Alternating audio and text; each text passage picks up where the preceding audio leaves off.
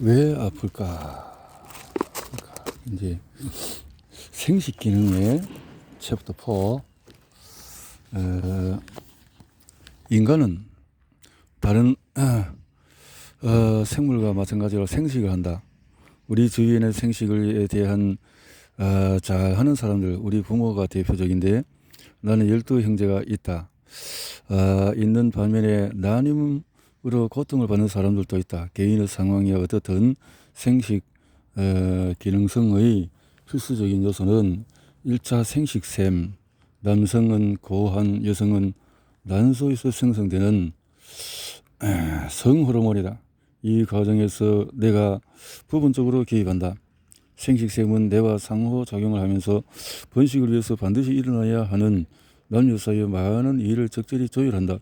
인슐린도 대단히 중요한 역할을 하는데 그 역할이 얼마나 중대한지 알면 깜짝 놀랄 것이다.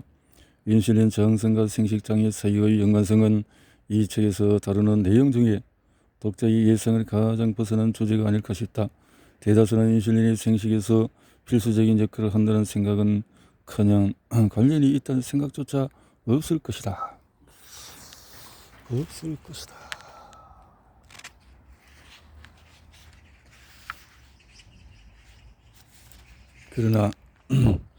그러나 인슐린은 정상적인 생식에 절대적으로 필요하다. 생식 기능에서 인슐린의 중요성은 대사 기능과 생식 기능 사이에 단순하지만 심오한 연결고리가 있다는 증거일 수도 있다. 결국 생식이란 대단히 위험한 일이다. 후손을 기아와 같은 위험하거나 건강하지 못한 상황에 빠뜨리는 것은 신중한 처사가 아니기 때문이다. 인슐린은 우리의 환경이 대사적인 측면에서 안전하지 못할 때에 뇌의 신호를 보내는 역할을 한다. 정상적인 인슐린 수치는 예비 부모가 건강하고 그들의 이가 태아 그리고 신생아를 키우는 데 적절하다는 것을 말해준다. 건강한 생식을 위해서 인슐린이 필요하다는 것은 명백한 사실이다. 설치리 실험을 통해서 인슐린 부족이 생식 과정을 감소시키는 뇌 기능과 생식샘 기능의 변화를 초래한다는 것이 밝혀졌다. 하지만 인슐린 과잉도 인슐린이 지나치게 적은 것보다 나을 것이 없다. 과잉도 지나치게 적은 것보다 나을 것이 없다. 인슐린 저항성이 있는 남성과 여성은 인슐린에 민감한 사람들보다 난임의 가능성이 높다. 또한 인슐린 저항성이 있는 어린이도 성조숙증을 경험할 가능성이 높다. 이런 일이 일어나는 정확한 이유를 알면 생식력이 얼마나 섬세하게 조절되는지, 대사 과정의 생식 과정을 어떻게 유도하는지 파악할 수 있다. 이 장에서는 남성, 여성, 어린이에게 인슐린 문제가 발생했을 때 일어날 수 있는 성과 생식 관련 질환을 알아볼 것이다.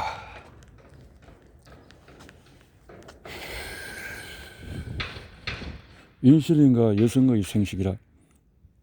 여성이 임신하기까지 대단히 복잡한 과정을 거친다.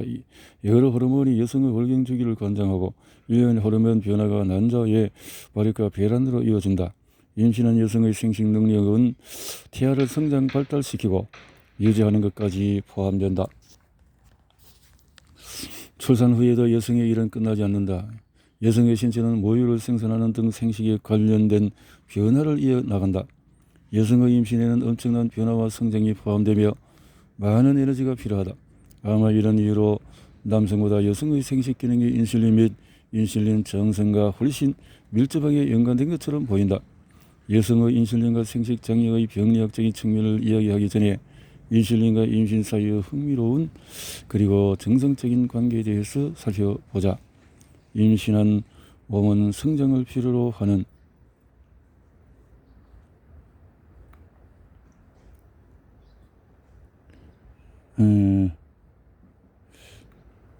인슐린은 세포의 크기 따르는 수까지 늘리는 과정, 또 인슐린의 태반의 성장 돕고 수유에 대비해서 유방 조직을 발달시키며 모체의 지방 저장성을 높여서 힘겨운 출산 과정에 사용할 충분한 에너지를 얻도록 돕는다. 이를 촉진하기 위해서 임신이 시작되면 여성의 지방 조직 내 인슐린 수용체가 증가하며 인슐린 수용체는 출산이 끝나면 정상 수준으로 복귀한다. 모체의 지방조직은 임신기간 중에 보다 빠르게 성장한다. 지방조직의 인슐린 반응성이 인생의 다른 어떤 시기보다 높기 때문이다. 임신은 인슐린 저항성이 정상으로 심지어는 유용하게 보이는 드문 경우 중에 하나이다. 그렇다. 임신은 자연적인 인슐린 저항성 상태다. 건강한 보통 여성은 임신 말기가 되면 임신 초기에 비해서 인슐린 민감성이 거의 절반으로 떨어진다. 이 경우에 인슐린 저항성은 긍정적인 것이다. 이를 전문적으로 칭하는 용어가 있는데 의도적인 인슐린 저항성이라는 의미의 생리적인 인슐린 저항성이다. 임신한 여성의 몸에 인슐린 저항성이 생기면서 인슐린 수치가 상승하는데 이것은 태반과 같은 조직의 성장을 유도한다.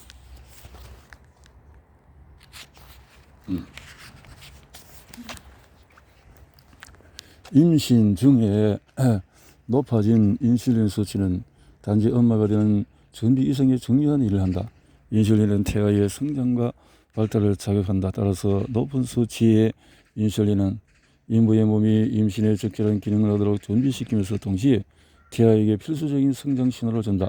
하지만 임신 중에 자연으로 발생하는 인슐린 저항성이 일어도 임신 문제의 다낭성 난소 증후군, 임신성 당뇨병, 자간전증 등 여성의 생식 기능에 영향을 줄 수가 있다.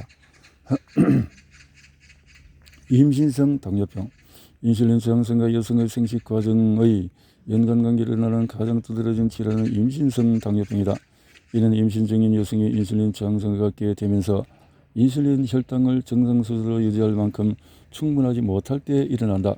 이때는 정상적인 생리적인 인슐린 저항성이 병적인 것이 된다. 이 두 상태를 가르는 것이 포도당 조절 능력이다. 임신성 당뇨병은 임신한 여성 누구에게나 생길 수 있지만 가장 관련성이 큰 것은 인슐린 저항성에 해당하는 위험 요인이다. 2부에서 그것에 대해서 보다 자세히 알아보겠지만 임신성 당뇨병의 경우 그 위험 요인은 임신 전 체중, 연령, 당뇨병 가족력, 인종, 이 포함이 된다. 안타깝게도 여성들은 임신 전에 인슐린 저항성이나 2형 당뇨병의 징후가 없었다 해도 임신성 당뇨병 발병 이후에는 2형 당뇨병의 발병 가능성이 높아진다. 실제로 임신 중에 임신성 당뇨병을 겪은 여성은 그것을 경험하지 않은 여성에 비해서 출산 이후에 2형 당뇨병에 걸릴 위험이 평균 7배나 더 높다.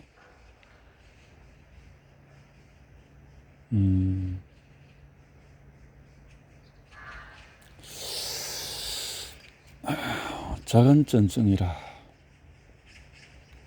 임신 중독증, 임신 중의 심한 인슐린 저항성, 보통 임신성 당뇨병으로 나타나는 가장 치명적인 임신 질환의 하나인 자간전증의 발병 위험을 높인다. 자간전증이란 신장 기능의 위험한 변화를 말한다. 임신 초기에 인슐린 저항성이 심하게 나타나는 여성은 임신 중후기에 자간전증을 경험할 확률이 훨씬 높다. 두 질환 사이의 연관성은 아직 충분히 밝혀지지 않았으나 교감신경계의 활성화와 산화질소 생산의 감소 등 인슐린 저항성에 유발되는 혈압 문제와 관계될 가능성이 높다. 인슐린 저항성으로 인한 혈압 변화로 혈류가 태반을 비롯한 모체 조직에 순조롭게 흘러들어가지 못하는 상황이 발생할 수 있다. 충분한 혈액을 얻지 못한 태반은 자신과 몸의 다른 부분을 위해서 혈관 내 비성장 인자라는 이름의 신호 단백질을 만든다. VEGF는 혈관의 형성을 촉진하며 이 단백질이 분비되면 태반은 받아들이는 혈액의 양을 늘리기 위해서 노력한다. 임신부가 건강해야 이 활동이 보다 활발한데 더 많은 혈액을 필요로 하는 태반을 VEGF가 돕는 것이다. 하지만 원인은 알 수 없으나 자간전증의 경우에 태반은 수용성 VEGF 수용체라고 불리는 또 하나의 단백질을 분비하는데 이 단백질이 VEGF에 달라붙어 그 작용을 방해한다. 따라서 태반이 VEGF를 만들어도 사실상 아무 일도 할 수 없는 것이다.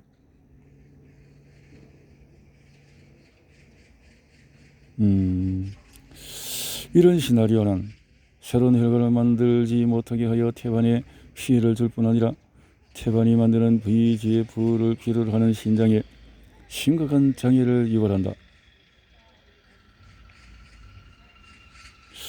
신장은 보통 VEGF를 이용해서 정상적인 혈액의 여가 상태를 유지하는데 이것은 신장의 주요 업무로 건강에 절대적으로 중요하다. 하지만 자간전증 상태에서 충분한 VEGF를 얻지 못한 심장의 전반적인 기능이 저하되고 특히 여가 기능이 떨어지면 독소와 잉여,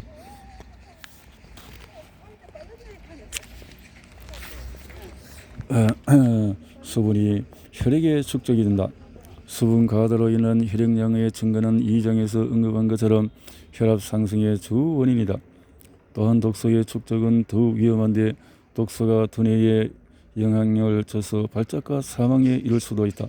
한편 심장에서 VEGF가 부족하면 신장 누수를 유발해서 혈액내의 단백질이 소변으로 빠져나간다. 이때 문에 자간전증이 있는 여성은 혈압뿐만 아니라 단백뇨의 양까지 모니터링해야 한다. 자간전증을 빨리 발견해서 치료하지 않으면 간이나 신장 기능 부전, 나아가서 심장질환으로 이어질 수 있다. 또한 태반의 혈류 부족은 영양소와 산소를 태아에게 제대로 공급하지 못하는 결과를 초래해 태아를 저체중 상태로 만든다. 자간전증의 유일한 실제적인 해법은 태반을 제거하는 것으로 자궁 안의 태아가 안전하게 분만할 수 있을 정도까지만 자라면 즉각 분만을 시행해야 한다. 자간전증의 유일한 해결책은 유도분만이나 조기 제왕 절기술을 시행하는 것이다.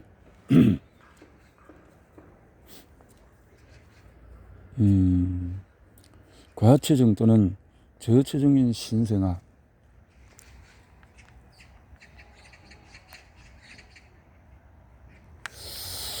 체중이 정상 범위를 넘어서거나 모자라게 태어나는 것은 이후 삶에 영향을 줄 수 있다. 이 또한 산모가 가진 고인슐린 혈증과 인슐린 저항성이 놀라울 정도로 큰 영향을 끼친다. 이야기를 이어가기 전에 이 책에서 신생아의 체중을 언급할 때 가족의 유전으로 인해 선천적으로 크거나 작은 것을 의미하지 않는다는 점을 분명히 하고 넘어가려고 한다. 여기서는 모든 조건을 고려했을 때 아기가 예상보다 크거나 작은 상황을 이야기하는 것이다.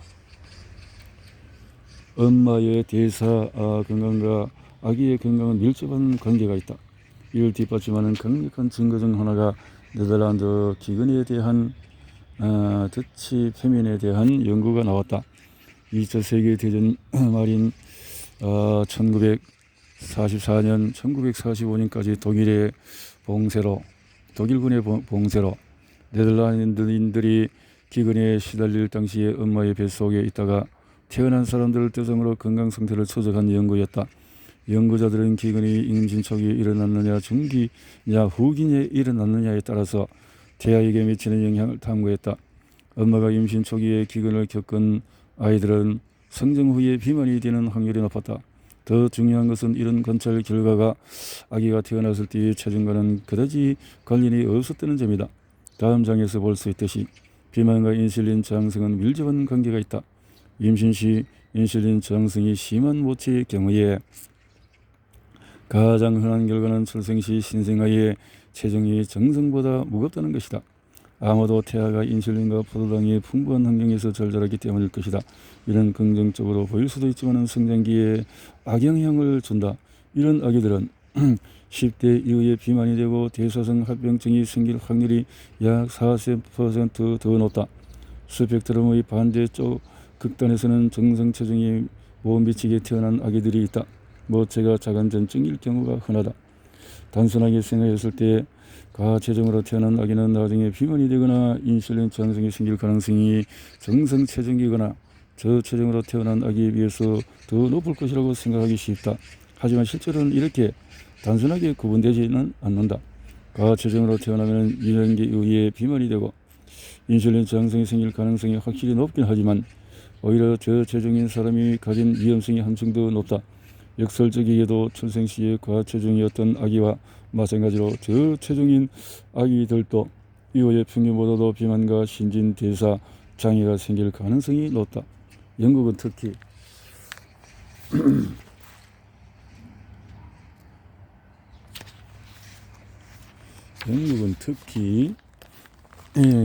저체중의 대사 장애에 관련한 증거자를 많이 보유하고 있다. 연구자들이 마른 몸으로 태어났으나 그 상태를 오래 유지하지 못하는 아이들을 꾸준히 관찰해 왔기 때문이다. 그 결과로 저체중에 태어난 아기들은 비만과 인슐린 저항성이 생길 가능성이 대단히 높았다. 이런 추세는 4세라는 이런 나이부터 나타날 수가 있다. 이 나이가 되면은 아이는 체중에 있어서 또리 표준을 따라잡고 이내에 넘어서기 시작한다. 이런 일이 10대에 발생할 수 있고 더 늦게 성인기에 나타날 수도 있지만 말이다. 이런 영향의 일부는 저체중으로 태어난 신체적 스트레스와 연관되어 있을 수 있고 출생을 중심으로 한 복잡한 사건들 때문일 수도 있다. 스트레스가 인슐린 저항성과 어떻게 연관되는지는 135쪽에서 설명할 것이다. 아빠는 어떨까? 신생아 대사 합병증 연구는 대부분 엄마의 인슐린과 대사 건강이 미치는 영향에 초점을 맞춰왔다. 상대적으로 아빠의 인슐린과 대사 건강에는 주의를 기울이지 않다 보니 상충되는 결과가 많았다. 그렇지만은 자녀의 인슐린 저항성과 출생 시의 체중 이외의 대사 지표를 추적하고 탐구한 연구들은 아빠의 인슐린 저항성도 중요하다는 것을 지지한다. 아빠가 인슐린 저항성을 갖고 있을 경우 그것 또한 아이가 물려받을 수 있는 특성이 될 수 있다는 것이다.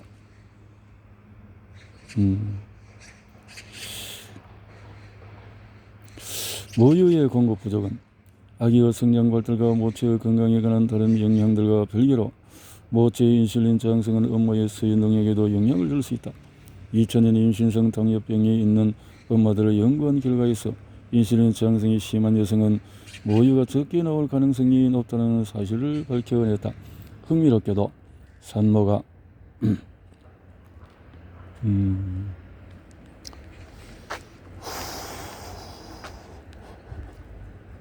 그렇구나. 흥미롭게도 산모가 수유에 문제가 있을 경우에 자체적으로 인슐린 저항성을 개선하기 어려울 수 있다. 수유는 엄마의 산후 인슐린 민감성을 높여주는 효과적인 방법이기 때문이다. 따라서 인슐린 저항성이 있으면 모유 수유에 문제가 생기고 임신에 의한 인슐린 저항성 문제를 해결하는 가장 자연스러운 방법을 이용하는 데 어려움이 생기는 것이다.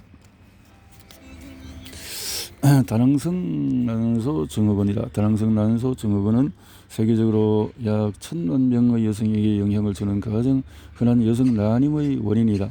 그 이름에서 말하듯이 이 병에 걸린 여성의 난소에 낭종이 생기며 이로 인한 난소가 정상 크기보다 몇 배나 커지면서 엄청난 통증을 야기한다.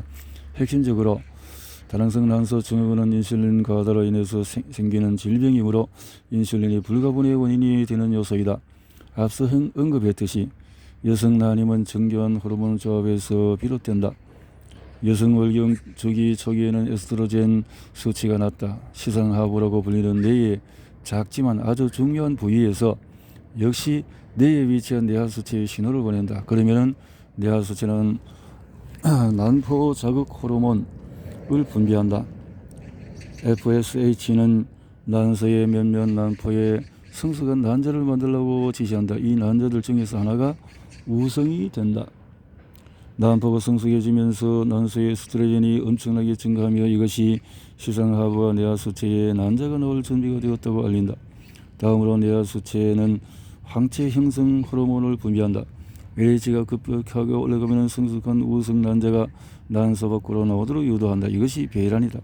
배란과 동시에 남겨진 난자들에는 호르몬 신호가 전달되어서 퇴화를 유도하면서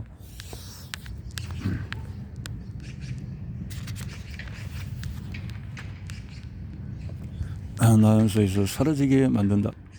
앞서 말했듯이 이 과정은 몹시 복잡하다. 결국 중요한 것은 하나의 우성 난자가 배란되는 과정이 특정한 호르몬의 지배를 받는다는 점이다. 그렇기에 이런 호르몬의 변동이 이상이 생기면 문제가 야기된다. 그렇다면 인슐린은 정확히 어떻게 관련되는 것일까? 모든 조직이 그렇듯이 난소는 인슐린에 반응한다. 그 반응 방식 중에 가장 예상을 벗어난 것 중에 하나는 에스트로겐 생성을 막는 것이다. 모든 에스트로겐은 원래 안드로겐이었다. 생성 과정에서 방향화 효소가 테스토스테론과 같은 안드로겐, 남성 호르몬을 에스트로겐으로 전환시킨다.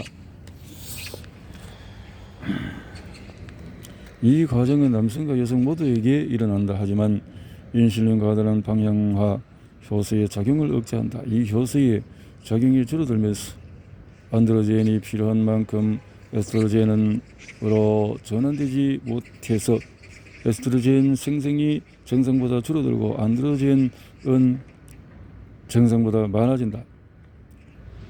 에스트로겐은 몸 전체에 많은 영향을 준다. 그중 여성에서 중요한 것이 월경 주기에서 에스트로겐 역할이다. 우리가 방금 배웠듯이 월경 주기 중에는 에스트로겐 생성이 극적으로 많아진다. 이렇게 에스트로겐이 급증한 뇌에 신호를 주면 뇌는 LH 생성을 촉진하고 그 결과로 배란이 이루어지며 배란된 난자를 제외하고 발달 중인 다른 난자는 퇴화된다. 그런데 인슐린 저항성으로 월경 주기 동안에 에스트로겐 변화가 생기지 않으면 배란이 일어나지 않고 또 난부는 발달하지 못하며 퇴화된 난자만이 늘어난다. 인슐린은 에스트로겐 영향을 미치는 것 외에 뇌에 직접 영향을 주어 정상적인 LH 생성을 막는다. LH 호르몬에는 일정한 생성 리듬이 있다. 호르몬 생성이 주기적으로 늘어났다 줄어드는 것이다. 인슐린은 이 패턴을 방해해서 정상적인 생식을 가로막는다. 인슐린이 성호르몬에 주는 영향은 생식 문제에만 국한되는 것이 아니다. 다낭성 난소 증후군으로 인해서 안드로겐이 에스트로겐으로 비교적 적게 전화되면 안드로겐 수치가 높아진다. 안드로겐 수치가 높은 여성은 얼굴과 몸에 털이 많고 굵어지며 남성 패턴의 대머리가 나타날 수 있다. 마지막으로 성호르몬과 별개로 인슐린이 높다는 것만으로도 흑색 가시세포증이라 불리는 피부의 흑색 침착이 일어난다. 이런 다양한 문제들이 있다.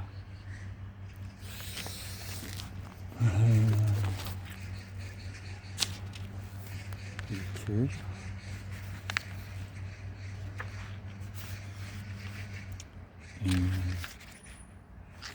인슐린이 여성에게 주는 이 문제가 엄청 크다 하는 것을 보게 되어지는데, 난임 치료의 문제는 뭘까? 인슐린 저항성이 유발하는 다양한 생식 장애를 고려하면 쉽게 짐작하겠지만 인슐린 저항성이 많은 여성이 난임 치료를 받게 된다. 여기에서도 인슐린 저항성이 존재감을 발휘한다. 난임 치료에 대해서 이야기에 앞서 인슐린 민감성은 여성의 생식력에 직접적인 긍정적인 영향을 미친다는 것을 지적하고 싶다. 체중 감량을 통해서든 인슐린 민감성을 높이는 약물을 복용해서든 인슐린 수치를 낮추고 인슐린 민감성을 개선한다면 어떤 난임 치료제의 개입 없이도 정상적인 배란을 촉진할 수 있다. 여성의 생식력을 높이는 가장 흔한 치료법은 클로미펜을 이용한 치료제다. 이 물질은 에스트로겐을 변화시켜 배란을 유도한다. 그렇지만 인슐린 저항성이 있는 다낭성 난소 증후군 여성은 이 약물에 잘 반응하지 않기 때문에 보통보다 높은 용량을 써야 할 필요가 있는데 이 경우에 부작용을 유발할 수 있다. 실제로 다낭성 난소 증후군이 있는 여성이 클로미펜에 어떻게 반응할지 예측하는 가장 믿을 만한 지표는 혈중 인슐린을 측정하는 것이다. 인슐린 수치가 낮을수록 반응도는 높아진다. 여성의 생식력이 호르몬의 오케스트라라면 인슐린은 지휘자이다.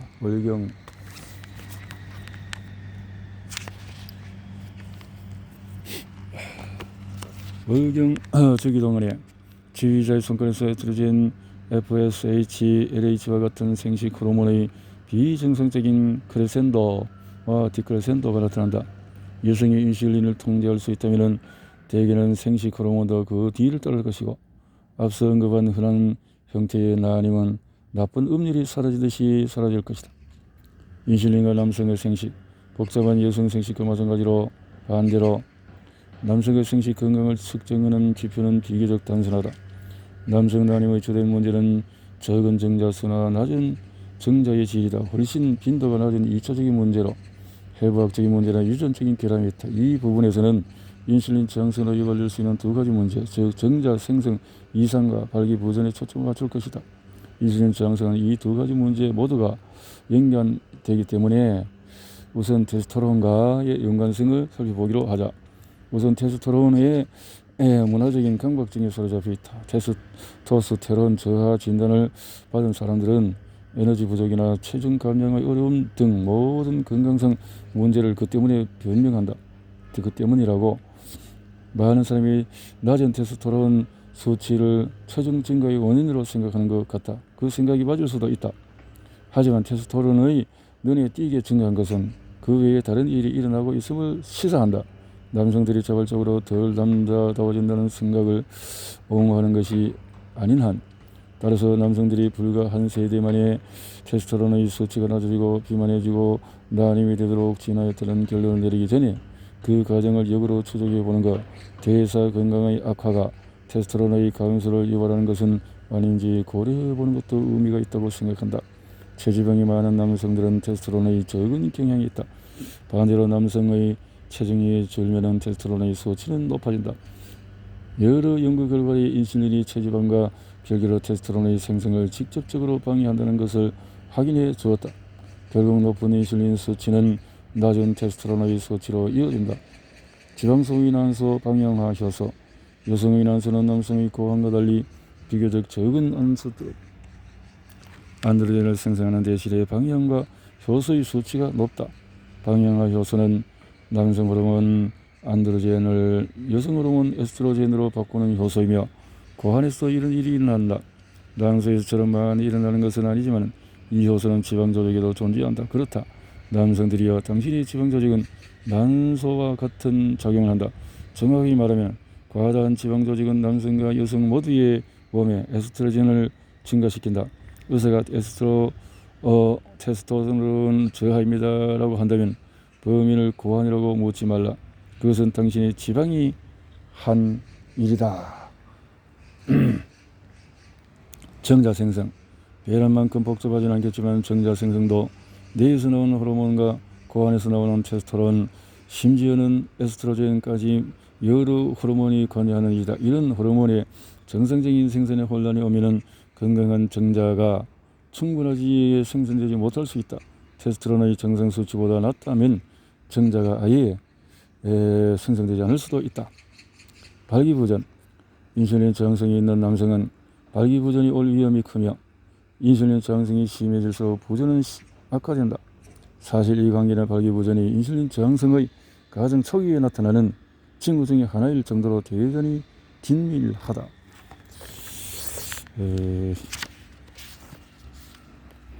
그 연구에서 인슐린 저항성 잘 알려진 대로 병인이 없는 젊은 발기부전 환자의 근본적인 발병 기전이다. 다시 말해서 건강해 보이는 남성이 발기부전일 경우에 인슐린 저항성이 원일 수 있다는 것이다.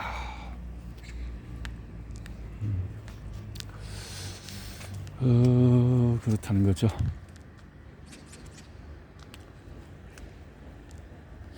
이런 연관성을 이야기하기 위해서 인슐린이 혈관에 미치는 강력한 영향에 다시 생각해 본다. 발기부전은 전형적으로 혈관 조절의 문제에 발기를 시키고 하기 위해서 혈관이 극적으로 확장되어야 되는데 이 과정에서 산화질소의 생성작용이 필요하다. 혈관 내벽을 감싸고 있는 세포가 인슐린 저항성을 갖게 되고 산화질소 생산이 저하되면 이로 인해서 혈관벽에 강력한 확장 신호를 주지 못한다. 여성의 생식력이 오케스트라 같다면 남성의 생식력은 남성 사중창단과 비슷하다. 구성 요소는 많지 않지만 각 요소가 필수적이다. 남성에 있어서 복잡한 문제는 생식력의 물리적인 과정과 호르몬 과정 모두가 필요하다는 데 있다. 두 과정 모두 인슐린이 선창을 해야 다른 가수들이 음조를 맞춰서 제대로 노래할 수가 있다. 인슐린과 사춘기. 아동에서 성인으로 이행하는 기간의 극심한 변화, 이 시기에 호르몬 변화가 심하게 일어난다는 것으로 악명이 높다. 이런 변화는 내가 생식성 자극 호르몬을 분비하면서 시작되는데 GnRH는 사춘기 난소와 고환신호로 보내서 에스트로겐과 안드로겐의 수치를 높이며 이는 남학생의 수영과 목소리 변화, 여학생의 선택적인 지방 증가와 골반 확장, 여학생과 남학생 모두의 급격한 성장과 같은 2차 성징의 발현으로 이어진다. 이렇게 급격히 성장하는 시기에 엄청난 에너지가 필요하다. 호르몬은 체내의 에너지 사용을 좌우하기 때문에 사춘기는 명백한 신체적인 변화뿐 아니라 대사 기능의 변화에도 밀접하게 연관이 된다. 신진대사가 사춘기와 어떻게 연관되는지 이해하려면 다른 호르몬인 렙틴의 역할을 알아야 한다. 렙틴은 지방조직에 분비되는 대사 호르몬. 지방조직이 많을수록 그 사람의 혈액 속에 순환하는 렙틴도 많다. 렙틴이 배부르다는 신호를 내보내는 호르몬이라는 이야기를 들어보았을 것이다. 충분히 먹었다는 것을 몸에 알리는 호르몬이다. 그런데 렙틴은 이 일 외에도 많은 일을 한다. 여기에는 신체가 성적으로 발달하는 데 필요한 체지방이 충분히 있다는 것을 뇌에 알리는 일도 포함된다. 렙틴은 뇌의 GnRH 생성을 늘려서 사춘기가 진행되도록 유도한다. 그 영향이 강력하기 때문에 G의 경우에 렙틴만 주입해도 사춘기가 시작이 된다는 소성호르몬 뇌의 지방세포가 되어진다. 얼핏 생각하기에 사춘기라는 주제는 다른 호르몬과 관련이 많고 인슐린과는 별 관계가 없는 것 같다. 그렇지만 인슐린 생성 호르몬 생성을 활성화시키는 렙틴과 서로 큰 영향을 미치는 관계이다. 인슐린 수치가 상승되면 지방세포의 렙틴 생성을 자극하고 렙틴은 뇌에서 성호르몬 전구체 다음으로 생식생 호르몬의 생성을 활성화시킨다. 따라서 대사 건강과 영양 상태는 사춘기의 시작 시점에 큰 영향을 준다. 이렇게 인슐린은 사춘기에도 한 역할을 한다. 영양 과잉과 조기 사춘기 여러 요인이 사춘기의 시작 시기를 결정을 한다. 사춘기 시작 시기를 결정하는 가장 강력한 요인은 그 사람의 영양과 체지방량이다. 우리가 가져가는 음식의 많은 부분이 설탕과 같이 인슐린을 치솟게 만드는 탄수화물의 형태다. 이런 영양이나 생활 습관의 변화에 발맞춰서 혈중 인슐린 수치도 병적으로 높아지고 있다. 이렇게 과다한 인슐린은 과다한 렙틴 생산을 유도하고 이는 조기 사춘기로 이어지게 된다. 이렇게 되는구나. 모든 대사 호르몬의 왕인 인슐린은 신체의 대사 상태를 확실히 보여주는 지표이다. 생식의 문제는 좌절감을 주기도 하지만 생존의 문제가 아니므로 좀처럼 두려움의 영역에 들어가지 않는다. 하지만 다음에서 다룰 건강상의 문제는 그 두려움의 영역에 포함이 된다. 생식과 암은 서로 다르지만 공통점이 있다. 정도는 다르겠지만 둘 다 인슐린의 영향을 받기 때문이다. 영양 부족과 사춘기 이런 시나리오가 된다는 거죠. 생후 2년 안에서 또래를 따라잡고 이후에 몇 년에 또래를 넘어서는 것이 보통인데 그렇게 되면은 저체중으로 태어난 아이들이 또래 아이들과 사춘기의 지속 기간은 동일하지만 정상보다 일찍 시작될 수도 있고 여아의 경우에는 특히 더 그렇다. 출생 시에 체중이 평균 이하이면 인슐린 저항성의 발병 위험이 높아진다는 사실을 기억하라. 따라서 비교적 영양이 부족한 상태로 태어나는 아기들은 인슐린이 비교적 낮은 상태로 시작했다가 체지방이 정상 수치가 되면 곧 넘어서고 뒤이은 몇 년간의 인슐린 저항성이 진행되면서 인슐린 수치가 상승한다. 높은 인슐린 수치는 렙틴 수치를 높이고 사춘기를 앞당길 가능성을 높인다. 두 번째 시나리오는 출생시 체중은 정상이었으나 사춘기 이전 아동기에 영양 부족을 겪었을 경우 이 경우 인슐린 수치가 대단히 낮고 그 결과 체지방이 아주 적다. 이는 다시 불충분한 렙틴 생성이라는 결과를 낳고 사춘기의 지연으로 이어진다. 그 대표적인 예가 체지방을 줄이고 근육량을 늘리기 위해서 엄격한 식이 조절을 하면서 훈련을 받은 어린 여성 체조 선수들로 사춘기가 지연되는 일이 대단히 흔하다. 사춘기 지연의 두 번째 사례는 신경성 식욕부진증을 가진 사람, 즉 자진해서 기아 상태를 초래한 사람, 이런 신체적인 발달의 미발달 상태가 유방에 나타날 수가 있다. 거네요.